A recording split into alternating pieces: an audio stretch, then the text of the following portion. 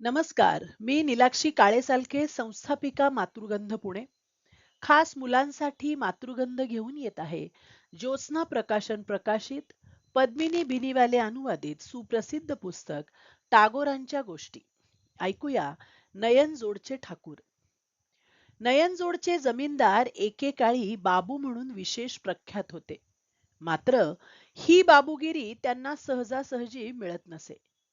राजा किंवा राय बहादूर किताब मिळवण्यासाठी जसा मेजवान्या, नाचगाणी, घोडदौडी यासाठी सढळ हातानं पैसा खर्च करावा लागतो, तसाच बाबू ही उपाधी सर्वसाधारण लोकांकडून मिळविण्यासाठी करावा लागे.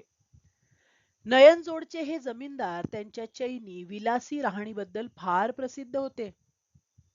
त्यांची मिजास एवढी की ढाक्याच्या मलमलीचे काठ त्यांना टोचत, म्हणून ते काठ फाडून टाकत.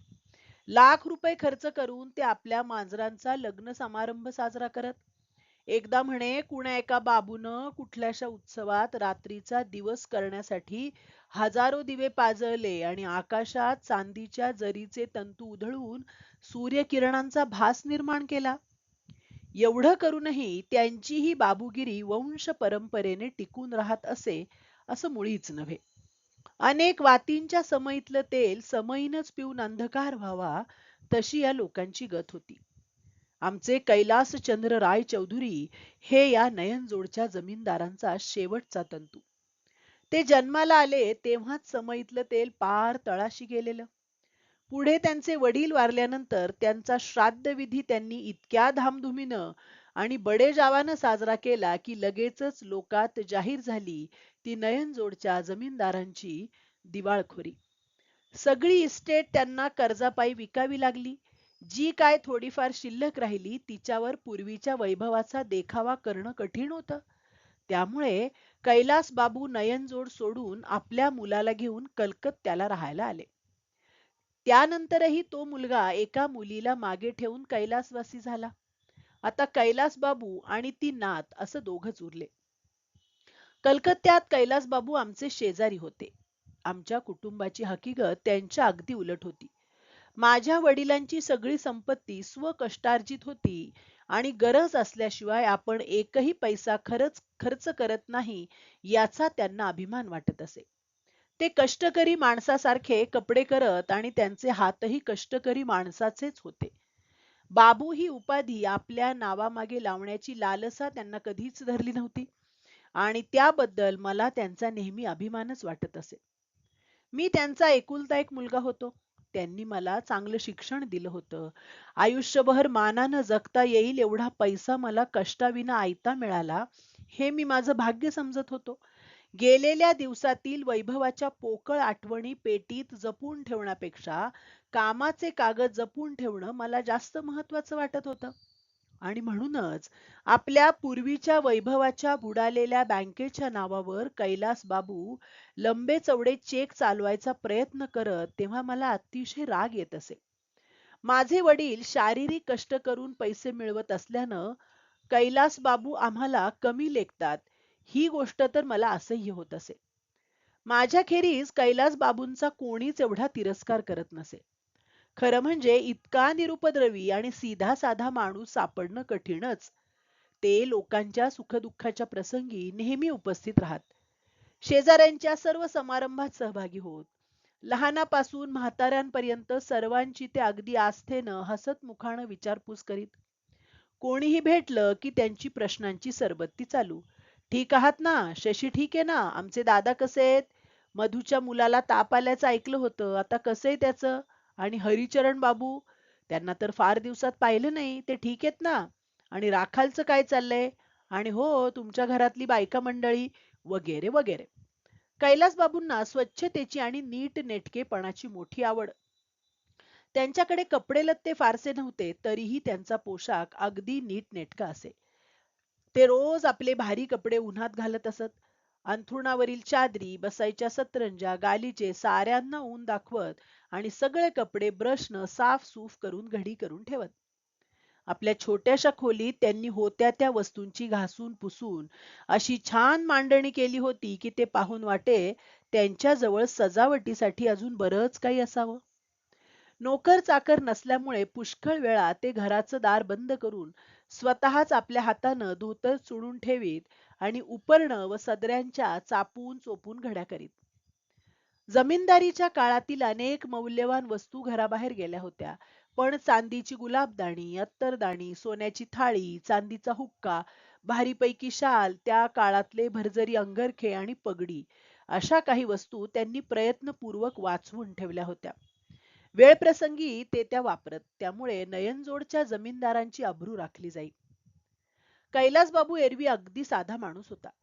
कधीमधी त्यांच्या बोलण्यात जो अभिमान डोकावत असे तो त्यांच्या वाड वडिलांच्या बद्दलच्या कर्तव्य बुद्धीमुळे आहे हे ओळखून तो सहन करतच अनेकदा लोक त्यांची स्तुतीही करत. गावातले लोक त्यांना ठाकूरदा म्हणत. त्यांच्या घरी लोकांची नेहमी ये जा असे. गरिबीमुळे त्यांना हुक्क्यासाठी लागणाऱ्या तंबाखूचा खर्च झेपत नसे. मग गावातले लोक त्यांच्यासाठी एक दोन शेर तंबाखू घेऊन जात आणि म्हणत, ठाकूरदा जरा या तंबाखूची परीक्षा करा, गयेचा अस्सल तंबाखू आहे. अशा वेळी एक दोन झुरके मारून छान आहे छान आहे म्हणत कैलासबाबू विचारत, मी तुम्हाला 60-65 रुपये शेराच्या तंबाखूची गोष्ट सांगतो, तुम्हाला त्याचा आस्वाद घ्यायचाय का? सगळे जाणून होते की आपण जर तंबाखू ओढण्याची इच्छा दर्शवली तर ह्यांना कपाटाच्या किल्ल्या सापडणार नाहीत, किंवा मग बरीच शोधाशोध करून ते सांगणार की त्यांचा जुना नोकर गणेश वस्तू कुठं ठेवतो त्याचा पत्ताच नसतो, आणि गणेशलाही ते सर्व मान्य असणार. त्यामुळे सगळे म्हणत, ठाकूर महाशय राहू दे, नाहीतरी आम्हाला तो तंबाखू सोसणार नाही, आम्हाला हाच बरा. यावर ठाकूरदा किंचित हसत. मंडळी जायला निघाली की त्यांचा निरोप घेताना म्हणत, अरे तुम्ही आमच्याकडे जेवायला केव्हा येणार भाई? जायला निघालेली माणसं म्हणत, एकदा केव्हा तरी ठरवून कळवू तुम्हाला. मग ठाकूरदा म्हणत, हो तेही बरोबरच, जरा पाऊस पडून थंडावा येऊ दे, अशा उकाड्यात जड जेवण पचणार नाही. पाऊस पडायला लागला तरी ठाकूरदांना त्यांच्या आमंत्रणाची कोणी आठवण करून देत नसे, आणि दिलीच कोणी करून तर बाकीचे म्हणत, छे छे, पाऊस थांबल्याशिवाय काही जमणार नाही. छोट्या घरात राहणं त्यांच्या इभ्रतीला शोभणारं नव्हतं. त्यांना ते त्रासदायक होत होतं हे तर सगळ्यांना कळत होतं. भाड्याचं चांगलं घर कलकत्त्यात कुठं शोधूनही मिळत नव्हतं, याबद्दलही कोणी शंका घेत नसे. मग ठाकूरदास म्हणत, जाऊ दे भाई, तुमच्याजवळ राहण्यातच मला आनंद आहे. नयनजोडचा मोठा वाडा आहेच की, पण तिकडे जावंसं वाटत नाही. ठाकूरदास सगळं जाणून होते.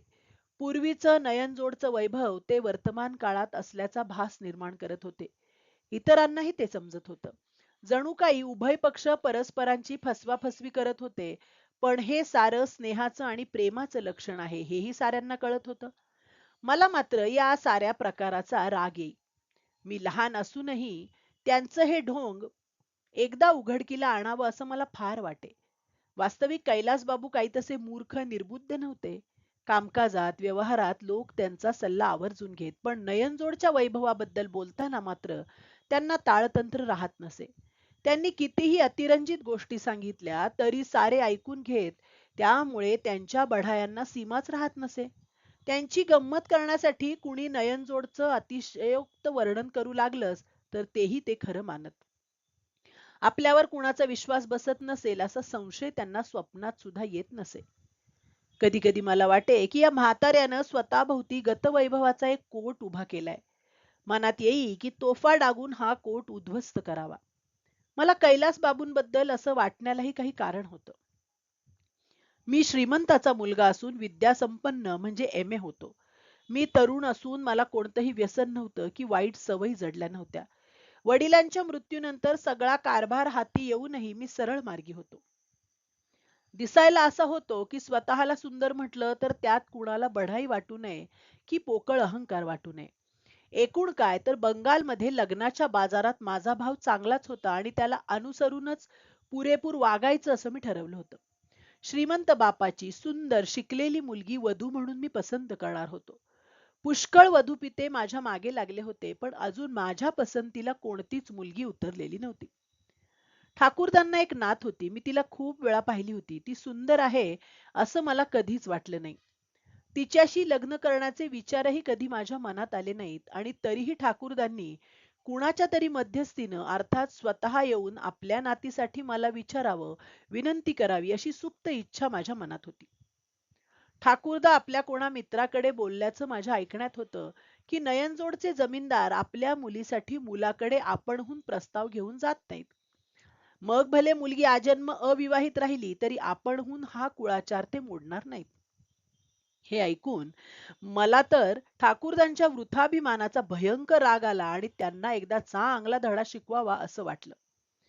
आमच्या माहितीत एक निवृत्त डेप्युटी मॅजिस्ट्रेट होते.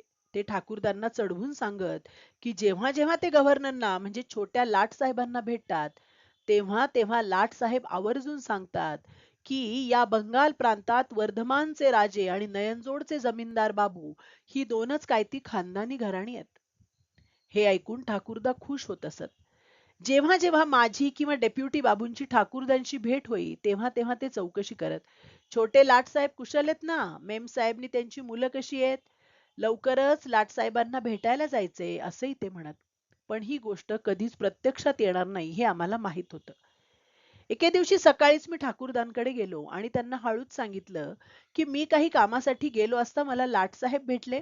त्यांनी नयनजोडच्या जमीनदार बाबूंची गोष्ट काढली. तेव्हा तुम्ही कलकत्त्यात असल्याचं मी त्यांना सांगितलं. इतक्या जवळ असूनही तुमची भेट नाही याचं त्यांना फार दुःख झालं. ते आज दुपारी गुपचूप तुम्हाला भेटायला येणार आहेत.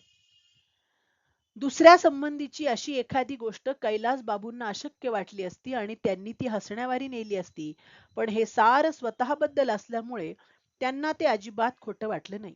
ते खुश झाले तसेच अस्वस्थही झाले.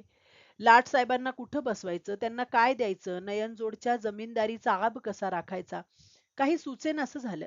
शिवाय त्यांना इंग्रजी येत नव्हतं, त्यामुळे संवाद कसा साधायचा हा एक मोठा प्रश्न होताच. मी म्हटलं त्याची तुम्ही काळजी करू नका. त्यांच्या बरोबर एक दुभाषा असतोच, पण त्यांची खरीखुरी इच्छा अशी आहे की तुमच्या दोघांच्या भेटीच्या वेळी तिथं कोणी उपस्थित नसावं. दुपारच्या वेळी बहुतेक लोक ऑफिसला गेले होते आणि घरी होते ते वामकुक्षी घेत होते. सर्वत्र सामसूम होती. अशा वेळी कैलास बाबूंच्या घराशी एक घोडागाडी येऊन थांबली. जरतारी पोशाख केलेल्या एका चपराशानं येऊन सांगितलं लाटसाहेब आलेत. जुन्या काळातले कपडे आणि पगडी घालून कैलास बाबू लाटसाहेबांच्या स्वागताच्या तयारीतच होते. गणेशलाही त्यांनी आपले कपडे घालायला देऊन व्यवस्थित सजवलं होतं. लाट साहेब आल्याचं ऐकताच ते धापा टाकत धावतच दाराशी आले आणि इंग्रजी पद्धतीचा वेश परिधान केलेल्या माझ्या एका मित्राला लाट साहेब समजून अदबीनं घरात घेऊन गेले. घरात खुर्चीवर एक भारी शाल टाकली होती. त्यावर त्यांनी त्या खोट्या लाटसाहेबाला नेऊन बसवलं आणि उर्दू भाषेतलं एक लांब लचक मानपत्र स्वतः वाचून दाखवलं.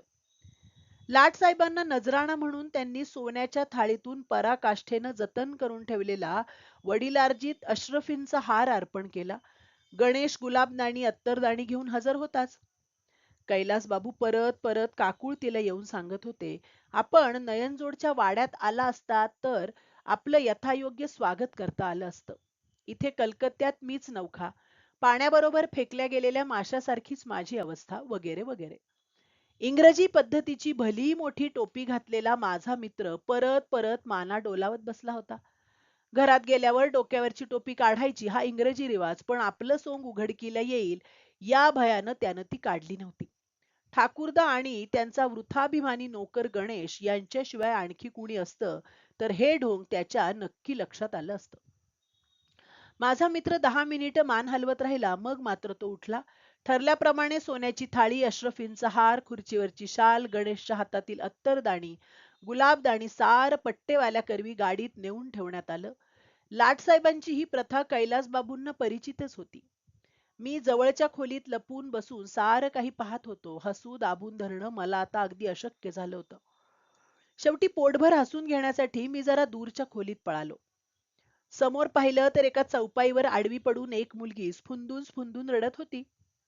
मला अचानक हसत हसत आलेला पाहून ती रुद्ध कंठानं पण रागारागानं म्हणाली, माझ्या आजोबांनी तुमचं काय वाईट केलं होतं? तुम्ही त्यांची का म्हणून फसवणूक करताय? का आलात तुम्ही? शेवटी बोलणं अशक्य झालं तेव्हा आपल्या तोंडात पदराचा बोळा कोंबून ती रडू लागली. माझं हसू कुठल्या कुठे गेलं. मी जे काय केलं होतं त्यात निव्वळ थट्टा नव्हती हे त्या क्षणी माझ्या ध्यानात आलं. मी अगदी नाजूक ठिकाणी घाव घातला होता. मी शर्मिंदा झालो. पश्चात्तापानं अर्धमेला झालो. पेकाटात लाथ बसलेल्या कुत्र्यासारखा मी मुकाट्यानं खोलीबाहेर गेलो. खरोखरच त्या वृद्धानं माझं काय वाकडं केलं होतं? त्याचा अहंकार तसा कोणालाच त्रासदायक नव्हता. माझ्या उद्धटपणानं मात्र चांगलंच हिंसक रूप घेतलं होतं. आणखी एका बाबतीतही माझे डोळे चांगलेच उघडले. वराची वाट पाहत थांबलेली एक मुलगी, एवढीच माझी तिच्याकडे पाहण्याची दृष्टी होती. आज प्रथमच मला सुखदुःखांनी ओढाताण झालेल्या तिच्या कोमल हृदयाची जाणीव झाली. सबंध रात्रभर मला नीटशी झोप लागली नाही. दुसऱ्या दिवशी सकाळीच ठाकूरदांच्या सगळ्या वस्तू घेऊन मी गुपचूप त्यांच्या घरी गेलो. नोकराच्या हातात सर्व जिन्नस ठेवण्याचा माझा विचार होता. नोकर दिसला नाही म्हणून मी चाहूल घेऊ लागलो. शेजारच्याच खोलीत ठाकूरदा आणि कुसुम यांच्यात गप्पा गोष्टी चालल्या होत्या. कुसुम मोठ्या प्रेमानं विचारत होती, आजोबा काल लाटसाहेब तुम्हाला काय म्हणाले? ठाकूरदा लाटसाहेबांनी न केलेली नयनजोडच्या जमीनदारांची स्तुती मोठ्या खुशीत येऊन कुसुमला ऐकवित होते आणि कुसुमही ते ऐकून खोटा आनंद दाखवित होती. आपल्या वृद्ध आजोबांचं मन सांभाळण्याची ती करुण धडपड पाहून मला अतिशय दुःख झालं. माझ्या डोळ्यात अश्रू आले. मी बराच वेळ नुसताच उभा राहिलो.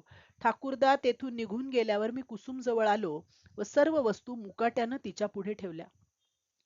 एरवी ठाकूरदा समोर आले असते तर माझ्या नेहमीच्या रिवाजाप्रमाणे मी त्यांना बिलकुल प्रणाम केला नसता, परंतु आज मी त्यांना प्रणाम केला. हा लाट साहेबांच्या आगमनाचा प्रभाव असावा असंही त्यांना वाटलं असण्याची शक्यता आहे. त्या दिवशी ठाकूरदा लाटसाहेब काय काय बोलले ते अगदी रंगवून सांगत होते, तेही मी मुकाट्यानं ऐकून घेतलं. सगळीजण तिथून गेल्यानंतर मी लाजत लाजत कुसुमशी लग्न करण्याची इच्छा प्रदर्शित केली. मी म्हटलं, नयनजोडच्या घराण्याशी माझ्या घराण्याची तुलना होणार नाही, पण ठाकूरदानी आनंदातिशयानं मला मिठी मारली. ते म्हणाले, मी गरीब माणूस. माझं भाग्य एवढं थोर असेल असं मला वाटलं नव्हतं. कुसुमचं नशीब थोर म्हणून तुम्ही आपणहून लग्नाचं विचारलंत. बोलता बोलता त्यांच्या डोळ्यातून घळाघळा अश्रू ओघळू लागले. आपल्या घराण्याचा मोठेपणा विसरून ठाकूरदांनी आज प्रथमच आपली गरिबी बोलून दाखवली होती. माझ्या घराण्याशी नातं जोडण्यात त्यांना मुळीच कमीपणा वाटला नाही. धन्यवाद.